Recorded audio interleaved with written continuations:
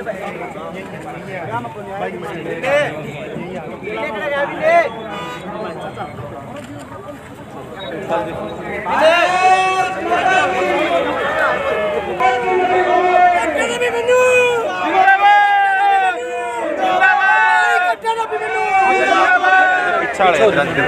मिलकर एक बार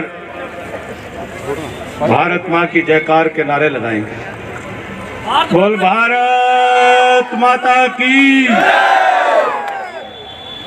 यो अपना इलाका वाली आवाज बोले भारत माता की। मैं लुआऊंगा फिर लाइए जो देख करड़े हो जाओ के सारे सारे मुझे कुकुड़ से कोणम कम आई कुड़ से ठीक आई। बोल भारत माता की। यू कोना थोड़ा दब गया, देखियो फिर एक बार दोबारा। बोल भारत माता की। हरियाणा प्रदेश का ये ठीक बीच का इलाका, नेशनल हाईवे के ऊपर हमारा पुराना मशहूर गांव मुंडाल की पावन धरा पर आज के इस सैनिक सम्मान समारोह में मंच पर उपस्थित इस कार्यक्रम के आयोजक और मेरे बहुत ही स्नेही, बहुत ही प्रिय साथी अजीज भाई, जो अपने क्षेत्र से लोकप्रिय जिला पार्षद भी हैं और भिवाड़ी भारतीय जनता पार्टी युवा मोर्चा के माननीय जिला अध्यक्ष भी हैं, ऐसे नौजवान ऊर्जावान साथी भाई राहुल मुंडाल जी, हमारे बीच में उपस्थित जिला परिषद हिसार के चेयरमैन भाई सोनू डाटा जी, हमारे जिला पार्षद बहुत ही मेरे ऊर्जावान साथी भाई बंटी जी, हमारे ऊर्जावान साथी पार्षद हरदीप टुटेजा जी, भिवाड़ी नगर परिषद के पूर्व चेयरमैन भाई रण सिंह, अपनी सरदारी को, सम्मानित पिता तुल्य बुजुर्गों को और माताओं के चरणों में सिर झुका करके नमन करता हूं, आप सबको प्रणाम करता हूं। आज मेरे लिए बड़े सौभाग्य की बात है कि भाई राहुल मुंडाल जी ने एक आवाज के ऊपर इतने बड़े परिवार को यहाँ एकत्र किया और मुझे अपनी बात कहने का मौका आप सबके बीच में दिया। यहाँ बैठा हुआ पुराने अतीत की यादों में खो करके मुझे आज से 40-45 साल पुराना वक्त याद आ रहा था, जब यह मुंडाल का बस अड्डा और इसके ऊपर एक कुआं पे गौ माता की मूर्ति और पुराने गणेश 3 व्हीलर चला करते थे। जब गांव खांडा जाना आया करता तो बस से उतर जाते और फिर अगला गणेश 3 व्हीलर में बैठ करके गांव में आगे जाया करते थे। आज पुराने वो दिन याद आ गए। ये मुंडाल और ये पूरा इलाका तालू धनाना तक लेकर के लागे और हमारा ये नानो नलका का खांडा खेड़ी हो चाहे हमारे दूसरे सारे आसपास के गांव हो, आपका हमारा ऐसा प्रेम है, ऐसा प्यार है जो एक परिवार में हुआ करता है, कुड़मे में हुआ करता है। मैं अपने परिवार में आया हूं, मैं आप सबको फिर से बहुत बहुत प्रणाम करता हूं। भाई राहुल मुंडाल जी चिंता कर रहे थे, बोले जी टाइम थोड़ा दिया, बोला जी थोड़े लोग आवेंगे। मैं कहा भाई राहुल बात कोई नहीं है, थोड़े के ज्यादा की नहीं आए, आदमी तो 2 आवे, लेकिन वो प्यार करनी मानस आवे, प्यार करनी लोग आवे, उसकी बात और कोई फर्क नहीं। मैं राहुल मुंडाल जी को कहना चाहूंगा, भाई ताड़ा पाड़ दिया। और अपनी बात प्रारंभ करते हुए कि आज के इस कार्यक्रम के आयोजन की महत्ता इस बात में भी बढ़ जाती कि आज भारतवर्ष जो आजादी के 75 साल पूरे करने के बाद आज सन 2047 की तरफ जब आजादी के 100 साल पूरे होंगे, दुनिया का सर्वप्रथम सर्वश्रेष्ठ राष्ट्र बनने की ओर अग्रसर है। एक संकल्प हिंदुस्तान के 140 करोड़ लोगों ने लिया है। ये देश के शहीदों ने जो सपने लिए थे देश के स्वतंत्रता संग्राम लड़ने वालों ने जो सपने लिए थे, देश के वीर सैनिकों ने जिन सपनों को लेकर के स्वयं को वीर गति, ऐसे सपनों को पूरा करने का समय आ गया है। और जब देश की आजादी के 100 साल पूरे हों तो भारत में कोई गरीब ना रहे, भारत में कोई पिछड़ा ना रहे, भारत में कोई कमजोर ना रहे, भारत में किसी प्रकार की कोई कमी ना रहे, कोई दलित, शोषित और वंचित और पीड़ित वर्ग वह भारत के अंदर ना रहे। अंत्योदय का संकल्प पूरा करके जब भारत की आजादी के 100 साल पूरे हों, हम रहे या ना रहे, लेकिन ये जब बच्चे कर्णधार देश के दुनिया के बने तो हिंदुस्तान दुनिया का नंबर 1 का राष्ट्र होना चाहिए।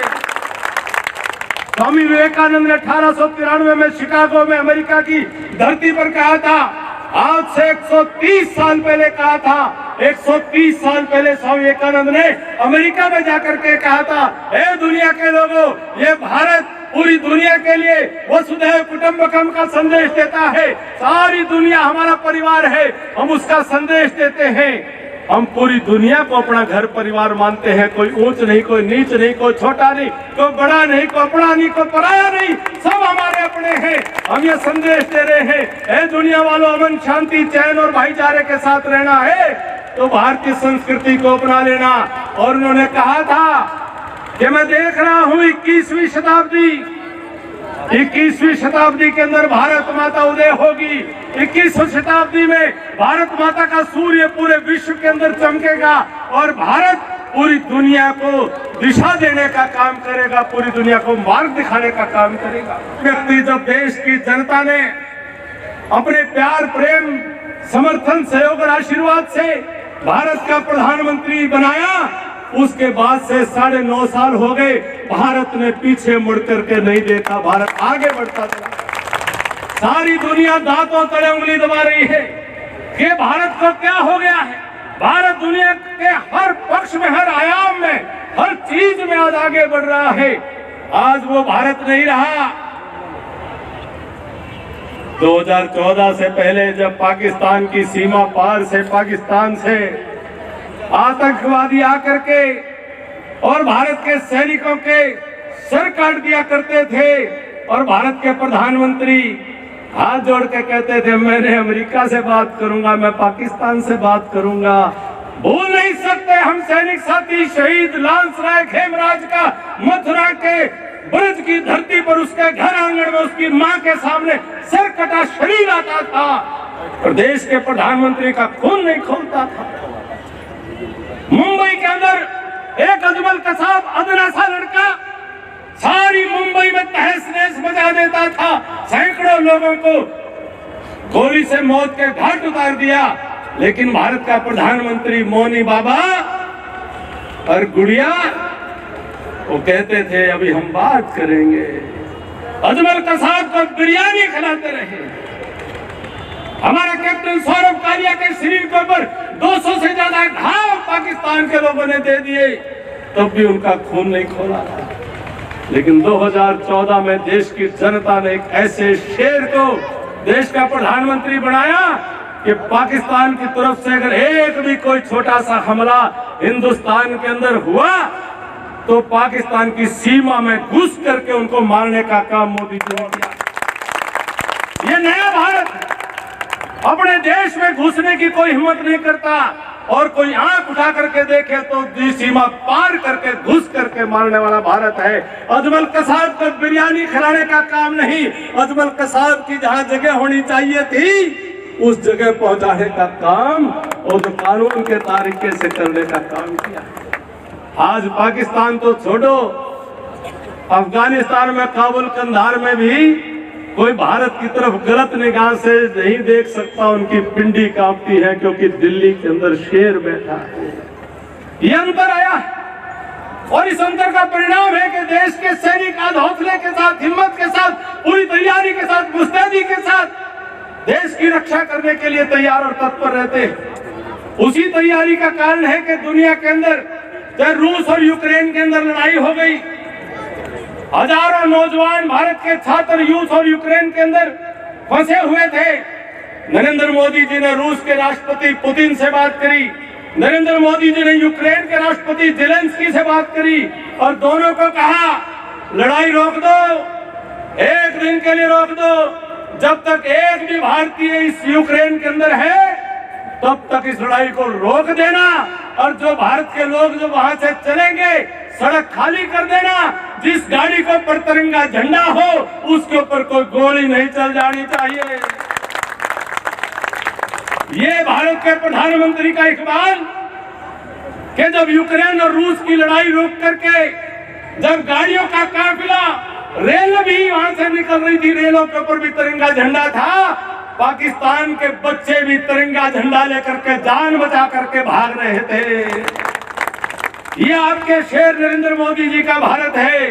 क्या आज इजराइल और फलस्तीन की लड़ाई है तो अमेरिका भी प्रधानमंत्री मोदी जी को कहता है आप बात करके देखो, इंग्लैंड भी कहता है कि आप मध्यस्थता करके देखो, अब जर्मनी और फ्रांस भी मोदी जी के पास आते हैं कि जी इन दोनों का समझौता कुछ दिन के लिए करवा दो।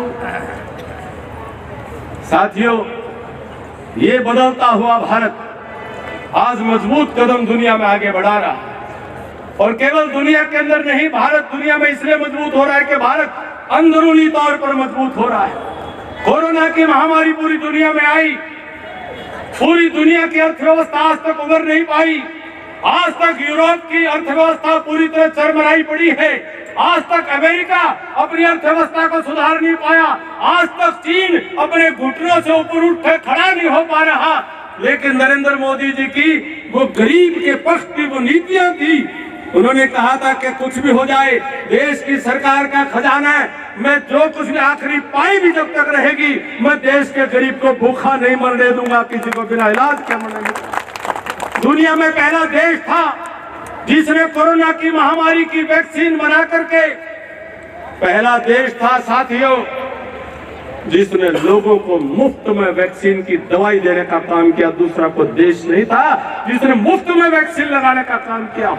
एक एक हिंदुस्तानी को डोज पे डोज और मुफ्त में देने का काम किया। दुनिया के कई देशों के अंदर दवाई भेजने का काम किया। जब बड़े बड़े देश जब पैसे मांग रहे थे, मोदी जी दुनिया को दवाई फ्री में दे रहे थे। उन्होंने कहा था गरीब की कोई जात नहीं होती, गरीब की कोई पात नहीं होती, गरीब का कोई देश नहीं, गरीब पूरी दुनिया का है।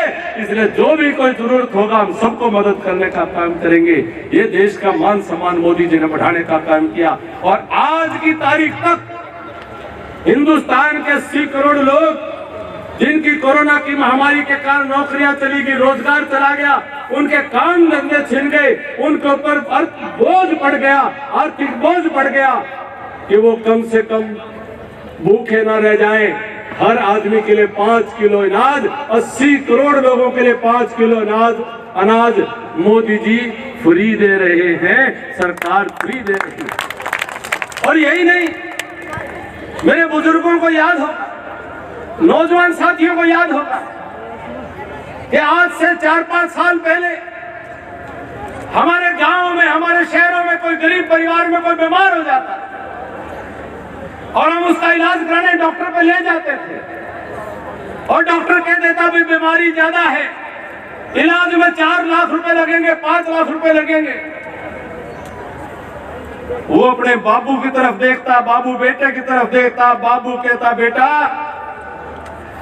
जमीन मत बेचना, जायदाद मत बेचना, जेवरात मत बेचना, कर्जा मत उठाना, मेरी जितनी सांस होंगी मैं सांस ले लूंगा, बेटा तुम अपने आप को मत डुबाना। कहा करते कि नहीं कहा करते? यह बात होया करती कि नहीं होया करती? माताएं बहनों का इलाज इसलिए नहीं होता था कि भाई इतना खर्चा को नहीं उठे, अब जितने दिन की है जितने दिन की नुकया करते। लेकिन मोदी जी गरीब माँ की कोख से पैदा हुए थे, उन्होंने गरीबी को देखा था, उन्होंने आम इंसान के जीवन की तकलीफों को समझा था, उन्होंने कमजोर आदमी के कष्ट को झेला था। मोदी जी ने फैसला किया कि हिंदुस्तान के अंदर किसी भी परिवार में कोई भी गरीब आदमी के घर में कोई बीमार हो जाए तो बीमारी के इलाज की कमी में मरने नहीं देंगे। उन्होंने फैसला किया कि हर इंसान का 5 लाख रुपए तक का सालाना इलाज वो सरकार की तरफ से दिया जाएगा। आयुष्मान भारत कार्ड, अरे आजाद हुए देश को 70 साल हो चुके थे, और भी प्रधानमंत्री और भी बहुत नेता सरकारों में आए थे, लेकिन कभी गरीब ने इतनी तकलीफ, गरीब की तकलीफ को किसी ने इतने नजदीक से नहीं समझा, उसका निदान नहीं किया, उसका समाधान नहीं किया। मोदी जी की मां 100 साल की होकर के स्वर्ग में गई, 2 कमरे के फ्लैट में आखिरी समय तक रही।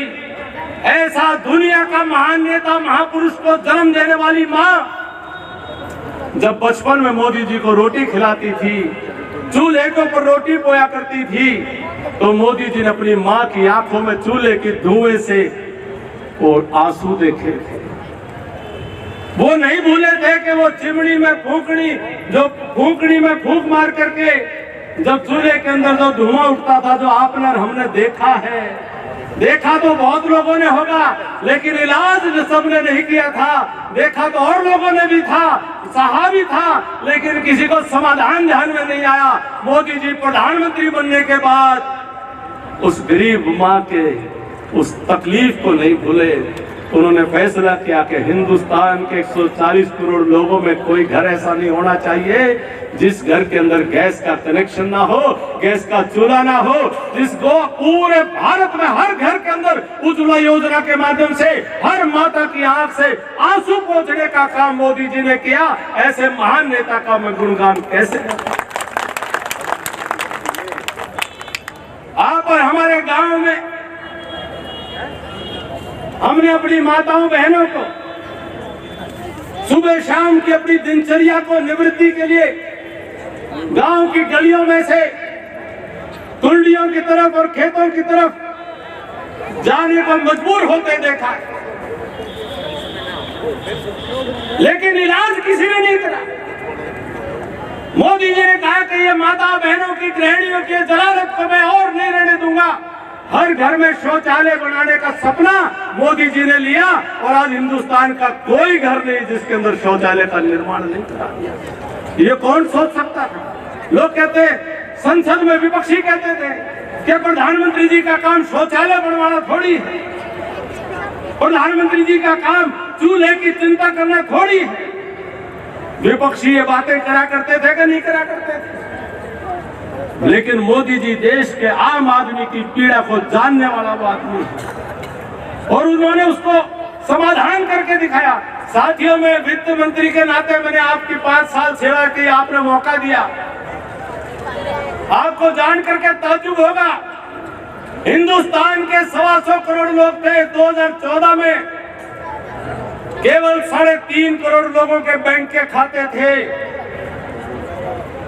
हिंदुस्तान के 125 करोड़ लोगों में से केवल 3.5 करोड़ लोगों के बैंक के खाते थे।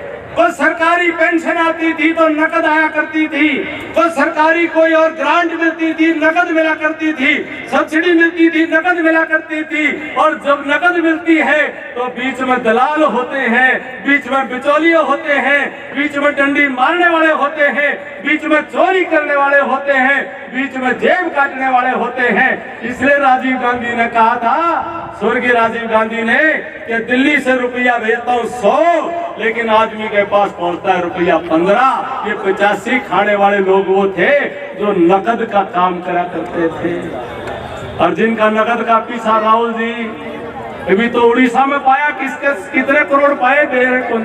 353 करोड़ तो गिनती आ रही है, मशीन खराब होली गर्म होली, 350 करोड़ रुपए नकद ये पुराने खाए नहीं बच रहे हैं। अब मोदी जी निकलवाने लग रहे हैं सबका। अरे न दर्द आवे तकलीफ आवे, तो कहने का तात्पर्य कि आज 140 करोड़ लोग हिंदुस्तान के केवल 9 सालों के अंदर 3.5 करोड़ लोगों के बैंक खाते, आज तो जान करके ताज्जुब होगा, आज हिंदुस्तान में 70 साल में 3.5 करोड़ लोगों के खाते खुले थे, आज 51 करोड़ लोगों के बैंक के खाते मोदी जी ने खुलवा दिए। 51 करोड़ लोगों के, और पेंशन आवे सीधी खाते में आवे। पहले 2014 से पहले हरियाणा में दीवार पे लिखा था, बोले कर दी मौज बुढ़ापे में, 1000 के नोट ले फाफे में। लिख रखा था नहीं कि लिख रखा था? असली मौत तय कर रखी है 3-3 हजार सीधे खाता में, और बिना के में गाए, बिना कोई गीत गाए, बिना कोई देरी करे, सीधा खाते में, ना कोई बिचौलिया, ना कोई दलाल, ना कोई ठगी ठोर। ये मोदी जी और मनोहर लाल जी का हरियाणा में चमत्कार हुआ है साथियों। और बिना खर्ची, बिना पर्ची, हम भी इसी हरियाणा में, हम भी यहीं पैदा हुए, हम भी यहीं पढ़े, हम भी यहीं मरे। साथियों, जब हम पढ़ते थे यूनिवर्सिटी के अंदर, हमारे साथ पढ़ने छोरे कहा करते, अरे क्यों कागज काले करण में लाग रहा है, नेताओं के पीछे चला, इनकी जय बोला, और फिर देखना नौकरी मिलेगी, और न्यू नहीं मिलेगी तो 2-4 किले बेच के मिलेगी। ये 2014 से पहले का हरियाणा था कि नहीं था, बताओ, था कि नहीं था? और 2014 से पहले लिस्ट बना करती थी, सीएम साहब की लिस्ट न्यारी, बेटे सांसद साहब की लिस्ट न्यारी, मंत्री साहबों की लिस्ट न्यारी, एमएलए साहबों की लिस्ट न्यारी, और सबका न्यारी घर बैठी मैडम की लिस्ट उससे भी न्यारी थी। लिस्टा का ओढ़े कौन था? लिस्ट में लिस्ट लड़ाई बाचा करती, आपस में घर पे खोए मारा करते। जो क्या करते, इसके 25 साल ये है, इसका करते, वो कहता डट जा, फोन करूँ वो दूसरा 50 देने तैयार है, उसका कराएंगे। जो करा करते कि नहीं करा करते? छुट्टी बोली लगा करते कि नहीं लगा करती? करीब 2014 से पेपर होगा, रिजल्ट आएगा। एक गरीब बस्ती के कोने में रहने वाले रोडवेज के कंडक्टर की बेटी के घर में चिट्ठी पहुंचती है। उसको कोई उम्मीद नहीं थी कि बेटी तुझे एसडीएम लगा दिया, तू एसडीएम बन गई है।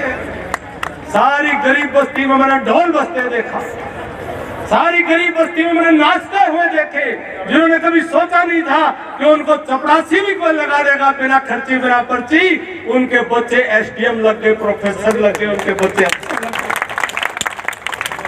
और इवनुक रैली करेंगे, रैली करेंगे तो कहेंगे बोले वो पुराना टाइम ले आऊंगा, फिर न्यू लिस्ट बनाऊंगा। न्यू नहीं बता दे, अब न्यू कहना चाहे तो हमने बताऊंगा और फिर छोरा न मार खवाऊंगा। उनका मामला यूं सारा मामला मलाई की लड़ाई। उनके लिए हरियाणा के जनता को देने के लिए कुछ नहीं है। उनके पास हरियाणा के नौजवान के लिए कोई योजना नहीं है। उनके पास हरियाणा के बच्चों के भविष्य के लिए कोई कल्पना नहीं है।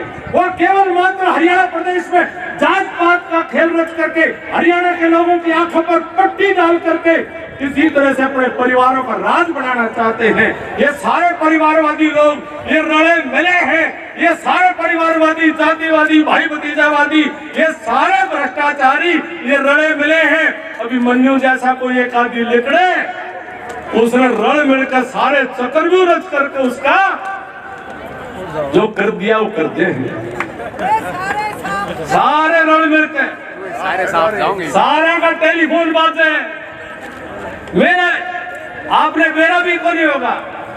हम सागी 6 भाइयां, ताऊ वाले मिलाकर 10 भाइयां, लेकिन किसी ने कोई भी भाई हमारा राजनीति में नहीं है। और मेरी माँ ने 6 भाई में से 3 भाई हम फौज में भेजे, फौज में सेवा करने के लिए भेजे,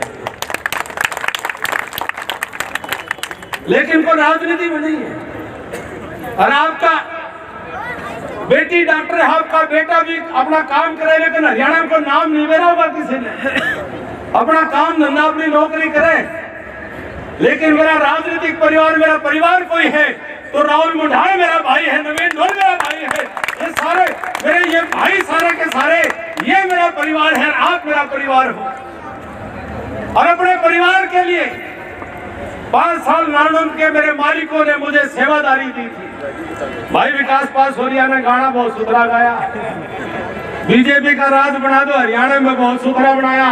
और अभिमन्यु ने सरताज बनने का कोई शौक नहीं, भाई मन तो सेवादारी रख लियो, अपने पाया में रख लियो, अपने दिल में रख लियो, अपने पाया में रख लियो, मैंने कोई सरताज बनने का शौक नहीं। आज सेवा करने का जितना मौका दोगे तो इतनी गारंटी दो हूं, मैंने जिंदगी में कभी भी ना पर्ची पर ना खर्ची पर नौकरी की बात देखी, और ना पर्ची खर्ची पर मैं वोटा की बाट देखूं। मैं काम के बल पर आपके बीच में आना चाहता हूं कि काम कर रखा हूं और काम का ट्रेलर ठीक लगे। काम का जो ट्रेलर 5 साल में दिखा वो ठीक लगे, फिर पूरी पिक्चर वाला काम कर दियो। और अब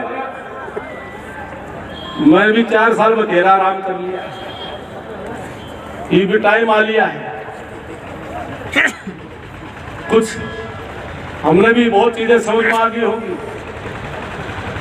अब सारा इलाका जाग गया, सारे इलाके में चेतना है कि कोई जात पात की राजनीति के चक्कर में नहीं पड़ेंगे।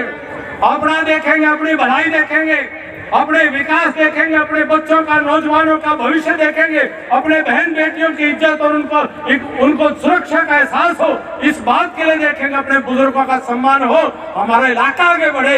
हम इस बात के लिए अब अपना समर्थन दें। जो बाट देख रहे हैं नहीं, कई नारे लाओगे, बोला फलाने तो तारे गेला कोनी, फलाने कोनी। कुछ दिन पहले मैं कहते बोला वह तो तारे सेती है, बोला वह कोनी, वो जब कुण से कोनी। तो कुछ दिन पहले मैं बैठा था, काम का नाम नहीं लूंगा, अपने गुआंढ में है काम। 3 तारीख का रिजल्ट आ लिया था, दिसंबर वाला। 3 दिसंबर का रिजल्ट आया, रोटी खावा थे, ब्याह बैठे थे। बोला भाई तो मानो को नहीं, आओ तो गए तुम, तीसरी को फिर आओ।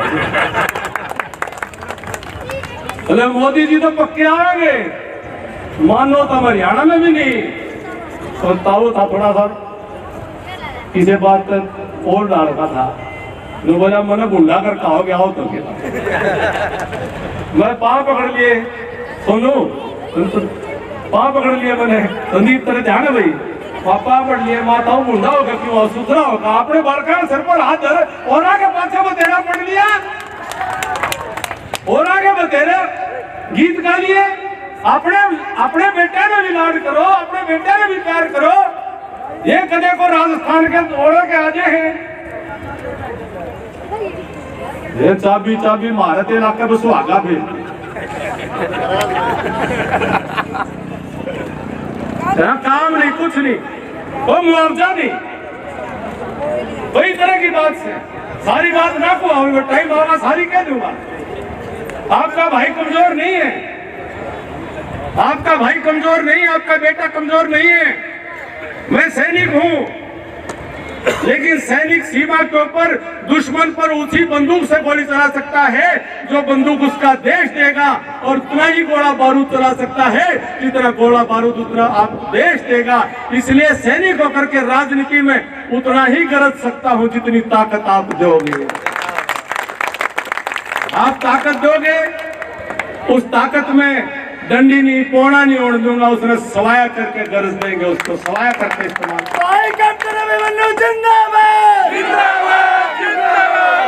और कोई अपनी तरफ से कोई लोभ लालच नहीं, परमात्मा की कृपा से इतना ही निवेदन करता हुआ सारे एक हो जाओ, सारा हरियाणा एक हो जाओ, और सबका ये 2024 आ रहा है।